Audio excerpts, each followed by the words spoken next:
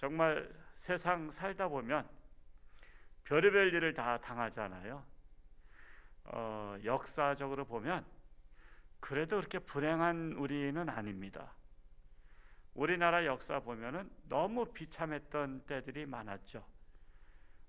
그런데 지금은 코로나19 시대지만 그럼에도 불구하고 우리에게는 이것을 무장할 수 있는 발열 체크도 하고 확인도 하고 또 마스크도 쓰고 소독도 하고 이러면서 우리는 건강을 지키고 있습니다. 그런데 옛날엔 그러지 못했거든요. 그냥 속수무책으로 죽었어요. 미얀마의 그 김수학 선교사 오늘 한 30분 전에 전화가 왔었어요. 그래서 거기는 어떠냐 했더니 그저 그냥 얼마나 거기도 사망자가 있냐 했더니 공산국가 나라라 아예 그런 건 발표 안 한대요. 그냥 죽은 것에 대해서는 하나도 발표가 없대요. 그러니까 국민들은 지금 모른다는 거야.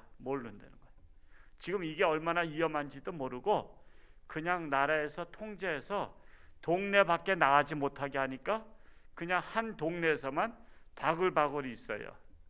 우리 제3차 안수입사 권사님들이 임직하고 기념교회를 미얀마에 짓기로 해서 1,000만 원 보냈는데 밖에 나가서 물건을 살 수가 없는 거야. 건축 자재를 살 수가 없고 그저 그냥 그 동네에 갇혀 있어야 되는 거야. 그냥 지금 벌써 몇 달째 지금 갇혀 있어요. 나가지를 못하게 하니까. 그런 가운데서 지금 지내고 있는데 그래도 우리는 그래도 어디 가는데 문제가 없잖아요. 그래도 우리가 맘먹으면 부산도 갈 수 있고 목포도 갈 수 있고 제주도도 갈 수 있고 또 속초도 갈 수 있는 그런 나라입니다. 그렇기 때문에 우리나라는 불행한 가운데서도 행복한 나라다라는 사실을 우리가 알고 있어야 됩니다. 그러면 우리는 감사할 수가 있죠. 우리는 불평불만할 것보다 감사할 게 훨씬 많은 거예요. 훨씬 많아. 그래도 세계적으로 보면 줄을 서서 보면 거의 다 앞에 서 있는 거예요. 우리는 그 정도로 하나님의 사랑과 축복을 많이 받았습니다. 자, 이런 것이 그렇게 옛날부터 있었던 게 아니에요. 최근에 있었던 거예요. 자, 우리나라는 아시다시피 1950년 6월 25일 날 북한의 기습 남침으로 인해서 3년 동안 전쟁으로 초토화되었죠. 여러분 서울 사진 보시면 서울의 모든 건물이 다 무너졌어요. 그리고 어떤 건물은 그냥 뼈대만 낭상하게 남아있기도 하고 거기에 망연자실해서 앉아있는 소녀의 모습, 어린이 모습을 우리는 그 사진전을 통해서 볼 수 있었습니다. 그래서 우리가 모든 산업과 모든 기반이 완전히 무너졌어요. 우리나라는. 이 전쟁이 끝나고도 과연 우리나라가 일어날 수 있을까? 객관적으로 바라볼 때 우리나라는 희망이 없었던 나라입니다. 그래서 우리나라를 바라보고 어떤 학자가 예언하기를 한국이 잘 사는 나라가 된다는 것은 마치 쓰레기 산에 쓰레기 더미에 장미꽃이 피는 것과 같다. 그냥 쓰레기 더미에 장미꽃이 필 리가 없거든요. 그것처럼 한국이 다시 일어난다는 것은 있을 수가 없다라고 어떤 미래학자가 예언을 했는데 그 예언이 맞았을까요? 안 맞았을까요? 안 맞았으니까 우리 지금 이렇게 살잖아요. 여러분 미래학자가 그렇게 예언한다고 해서 맞는 게 아니에요. 참으로 우리나라는 폐허를 딛고 사실 다시 일어난 나라입니다. 그래서 6.25 전쟁에 참전했던 군인 할아버지들이 계시죠. 아직 생전에 계신 분. 우리나라에서 6.25 때를 전후해서 그분들을 초청을 해요. 각 나라에 생전에 계신 분들을 초청해서 우리나라를 이렇게 처음 와 보신 분들은 다 놀라시는 거예요. 놀라셔. 왜 놀래요? 아니 우리가 지금 이 와서 전쟁했던 나라가 완전히 그때는 폐허가 됐었는데 이렇게 잘 사는 나라가 됐냐? 그러니까 그분들이 전쟁터에 왔던 것, 우리나라를 위해서 싸우러 오셨던 것들이 내가 정말 잘 왔다, 내가 자유를 위해서 잘 왔다, 내가 한국을 위해서 싸운 것이 결코 헛되지 않았다, 정말 보람됐다 라고 그분들이 인터뷰하는 것을 봤어요. 그분들이 우리나라를 위해서 싸운 것을 정말 잘했다고, 내가 그때 고생 많이 했지만, 죽을 뻔했지만 그래도 한국에 가서 내가 싸웠다는 것은 정말 자랑스럽다, 다시 한국에 전쟁 난다면 다시 싸우러 오겠다라는 그런 마음의 자세를 그분들이 표하는 것을 볼 수 있었어요. 자, 우리나라는 폐허를 딛고 일어났어요. 온 국민이 한 마음 한 뜻이 돼가지고 1960년대 70년대 초에, 60년대 말에서 70년대 초에 제가 초등학교 시절에 제일 많이 들은 노래가 잘 살아보세, 잘 살아보세, 우리도 한번 잘 살아보세, 이 노래가 제일 기억나요.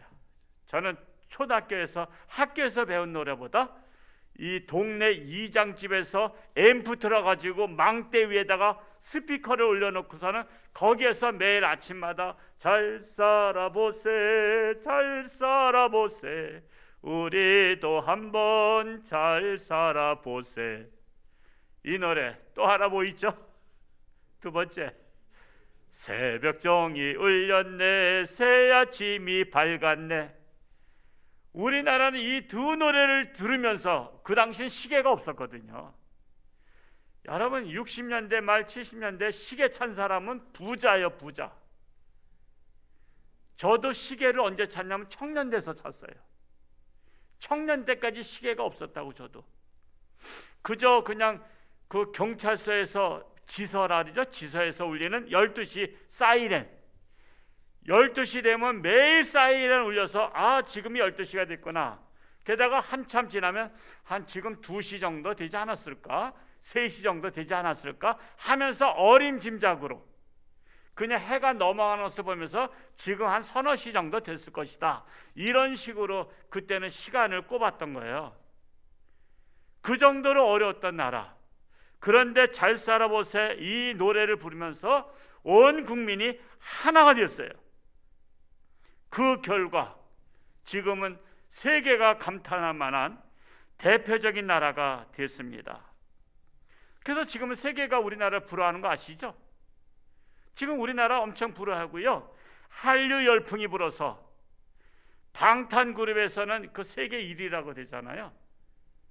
여러분, 그거 대단한 거예요. 나는 그들 아무도 얼굴 아는 사람 없어. 근데 그들이 국위선양을 하고 있다고. 한류 열풍이 대단한 것을 봤어요. 제가 그 유튜브를 봤더니 뭐 가는 데마다 대단해, 대단해. 뿐만 아니라 한류 열풍이 불면서 제2외국어로다가 어떤 나라 말을 배우는지 아세요? 어떤 나라 말 쓸 것 같아요? 이거 제가 왜 물어보는지 저 유치원 수준 질문하잖아요. 우리나라 한국어가 제2외국어야. 한국어가 지금 우리가 학교 다닐 때 뭐 제2외국어 하면은 독일어 아니면 불어 아니면 일본어 했잖아요. 영어 다음에. 영어를 제1외국어, 제2외국어는 뭐 독일어 아니면 불어 아니면 이 고등학교 때 그 반들이 있었잖아요.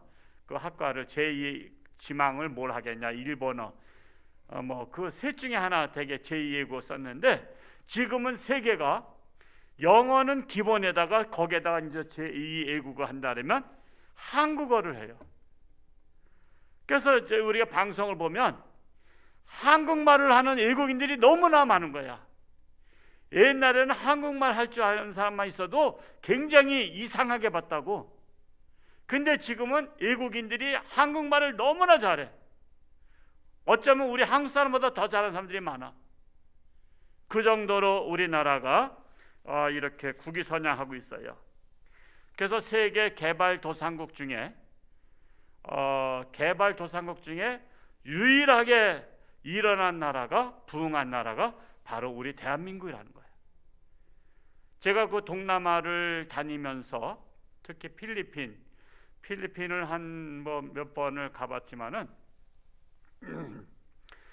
그러더라고요. 가이드가 일본한테 다 피해를 당했잖아요. 우리나라, 중국, 동남아 다 피해 당했어요. 여러분, 전쟁에서 지면은 전쟁 배상금이 나옵니다. 배상금. 각 나라가 배상금을 받았는데 그 전쟁 배상금을 받아서 동남아에 있는 나라들은 다 대통령이 착복을 했어. 대통령 궁을 짓고, 대통령 호텔을 짓고, 대통령 별장 짓고, 대통령 땅을 사고. 동남아에 있는 모든 나라는 다 그렇게 했대. 그런데 우리나라는 전쟁 배상금을 받아서 무엇을 했는지 아세요? 뭘 했어요? 포항 제철 제철 공장을 진 거야. 제철 공업 뭐라 그러나? 제철 공장을 진 거야. 우리나라는 포항 제철 공장을 지면서 그거를 받아가지고 온전히 우리나라 일으키는 데다 썼어요. 참으로 우리나라 감사한 거야. 제가 그 얘기를 들을 때 정말 우리나라 지도자들이 뭐 독재했다 해도 그래도 나라의 경제를 살리는데 앞장을 섰구나. 자기를 위한 독재한 것이 아니라 그래도 우리나라는 그래도 나라 국민들을 잘 살게 하는 그래도 대통령들이 있었다는 게 얼마나 감사한지 몰라. 다른 나라 다 그래서 그때 일어날 수 있는 기회를 놓친 거야. 그때 그 전쟁 배상금 가지고 국가 기관 산업을 했으면 그 나라들 다 우리나라처럼 일어났을 거예요. 제가 그래서 필리핀의 대통령 별장을 가봤다니까요. 그 별장 진대를 거기를 안내해서 갔어요. 그러면서 그 얘기를 하는 거야. 그 전쟁 배상금 받아가지고 이거 진 거라는 거야. 이거 참 불행한 나라구나.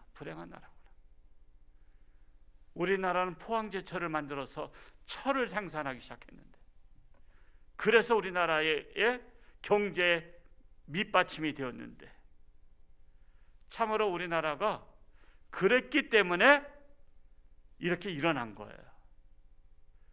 참으로 불행 중 다행이라고 말할 수 있어요. 그래서 우리나라가 잘 살게 된 원인, 그 원인은 이제 역사관이라 하잖아요. 역사관. 이 역사관이 어느 관점에서 보냐가 중요한 거야. 여러분, 성경은 하나님의 관점에서 본 역사관이에요. 그것처럼 우리나라도 정말 이 종교적인 관점에서 보는 게 중요한 거예요.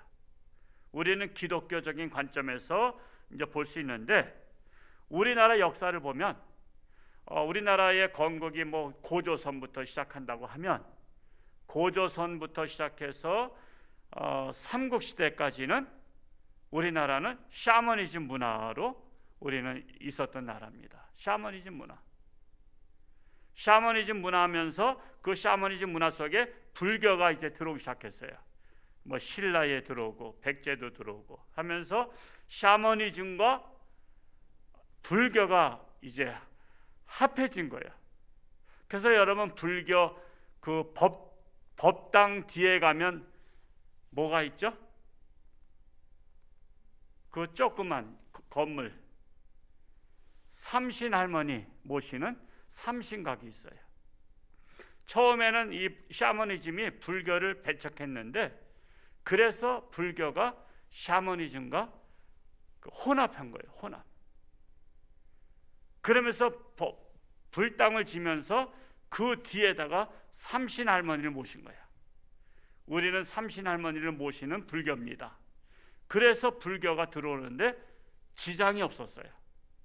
그러면서 불교와 샤머니즘과 이제 혼합 종교가 됐어요.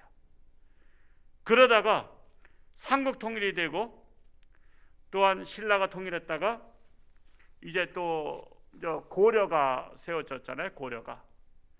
그래서 이 고려 나라는 종교 중에서 무엇을 채택했어요? 불교를 나라의 종교로 채택했어요. 불교를 채택했다가 고려가 망하고 이시조선이 생기면서 무슨 종교를 시작했죠? 유교 500년을 겪었어요. 유교 500년. 유교 500년 동안 양반들이 타락하고 권세만 부리고 자기만을 생각하는 그러한 나라가 되면서 나라는 피폐할 대로 피폐해졌어요. 어느 하나 나라를 위해서 희생한 사람이 없었어요.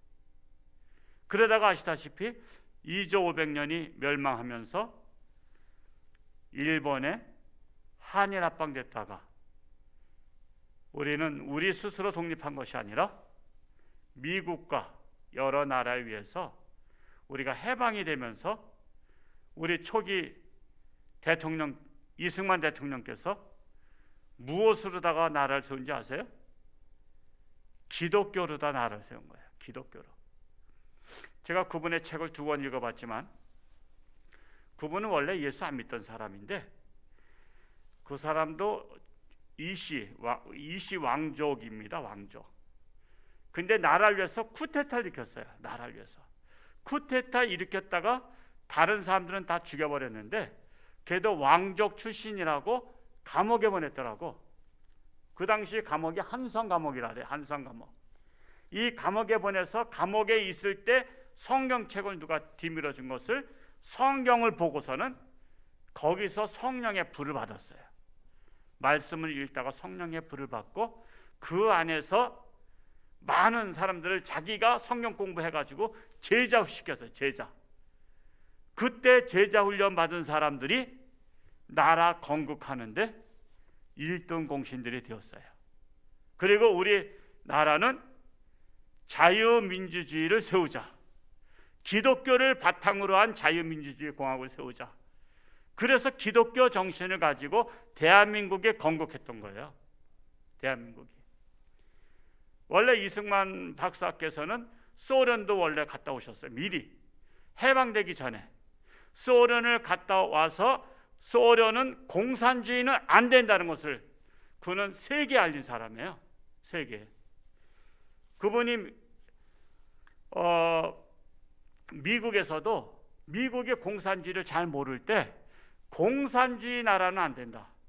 이거를 미국에도 알린 거예요. 미국에도. 그분이 예언을 했고. 그래서 그분이 기독교 정신을 가지고 대한민국을 세웠어요. 그래서 지금도 공산주의를 추구하는 사람들은 이승만 대통령의 독재를 비난하면서 건국 대통령을 부정하는 거예요. 그래서 우리나라는 기독교 정신을 가지고 그래서 처음 초대 국회가 개회를 할 때 목사님 중에 국회의원 되신 분이 계셨는데 그분은 뭐로 나와서 우리 국회를 기도로 시작합시다. 갑자기 그냥 기도로 시작합시다 하니까 누구도 이의를 제기할 수 없었어요. 그래서 목사 출신 국회의원이 앞에 나와서 하나님 아버지 감사합니다 하면서 우리나라는 기도로 시작한 나라입니다. 그러니 하나님께서 복을 안 주실래야 안 줄 수 없는 그런 나라가 되었다는 사실입니다. 그래서 공산주의 사상 갖고 있는 사람은 이승만 박사의 그 마지막에 독재했던 부정선거와 그런 것들에 대해서 끊임없이 비난하지만 여러분 사람에게는 공과 과가 있는 거죠. 그런데 과가 더 많으냐 공이 더 많으냐 할 때 그래도 공이 많았던 거예요. 공이. 그래서 우리나라가 여기까지 온 겁니다. 그리고 그분은 깨끗이 하야도 하신 분이에요. 국민들이 물러나라 하니까 국민이 물러나라 그러면 나는 물러나야 되겠다 하고서는 아주 깨끗하게 물러나셨던 분이고 그분은 하와이에서 운명을 하신 분이십니다. 기독교 역사가 130여 년이 되었습니다. 이제 우리 국민들이 한 20%가 기독교인이 되었습니다. 우리나라 초기 기독교는 욥기 8장 7절의 말씀과 같이 시작은 미약했어요. 시작은 초토화됐어요.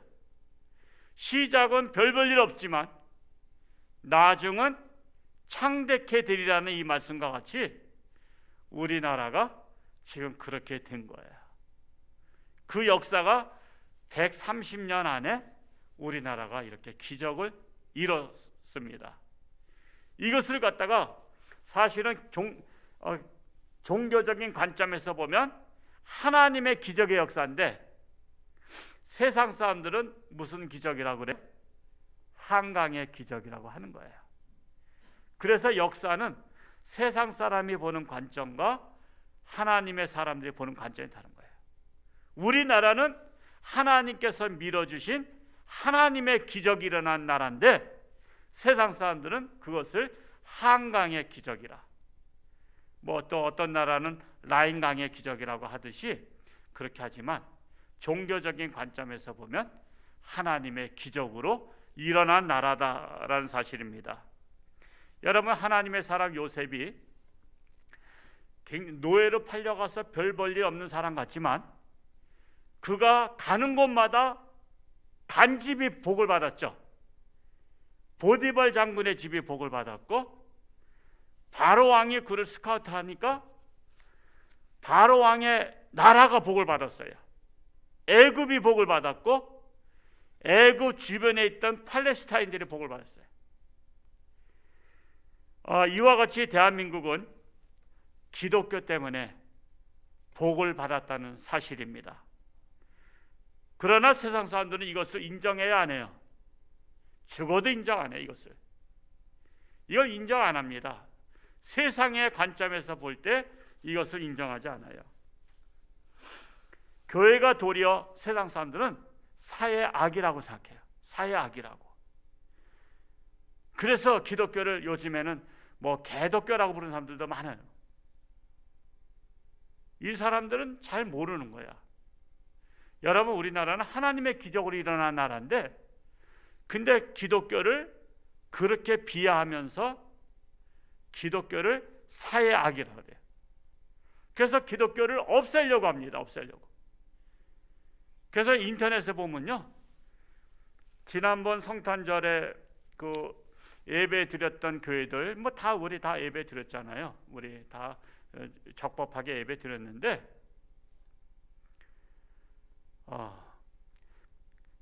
언론에서 뭐라고 나왔냐면 간 큰 교회가 많다고. 그게 무슨 말이죠? 간땡이가 보따 이거죠. 간 큰 교회가 많다고. 언론에다 그렇게 썼어요. 간 큰 교회. 아직도 간 큰 교회가 많다고. 지금이 어느 때인데 예배를 드리냐 말이야. 그래서 간 큰 교회야. 간 큰 교회. 홍천주 함께 성탄절날 예배 드린 거 간 큰 교회야. 세상 사람들이 말하면 간 큰 교회야. 그래서 지금 손가락질하고 비난하고 그러는 거예요. 여러분, 하나님 때문에 복받은 걸 알지 못하고 기독교 때문에 복받은 걸 알지 못하고 세상 사람들은 기독교를 비난합니다. 그런데요, 그래서 물에 빠진 사람 건져줬더니 내 보따리 내놓으라는 식으로 다 그렇게 된 거예요. 기독교는 원래 비난받는 종교입니다. 기독교는 원래 비난받는 종교예요. 예수님이 비난받으셨죠? 억울한 일 당하셨죠? 그래도 한마디 안 하셨어요. 왜 한마디 변명도 안 하셨을까요? 로마서 8장 18절에 뭐예요? 우리 다 같이 한번 읽어볼까요? 현재의 고난은 장차 받을 영광에 좋게 비교할 수 없기 때문이다. 현재 받는 고난, 장차 받을 영광에 좋게 비교할 수 없기 때문에 현재의 고난을 달게 받은 거예요. 예수님이 그걸 본을 보여주신 거예요.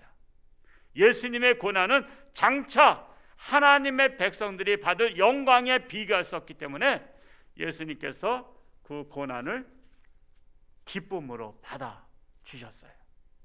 그리고 한마디 억울하다 소리 안 했어요.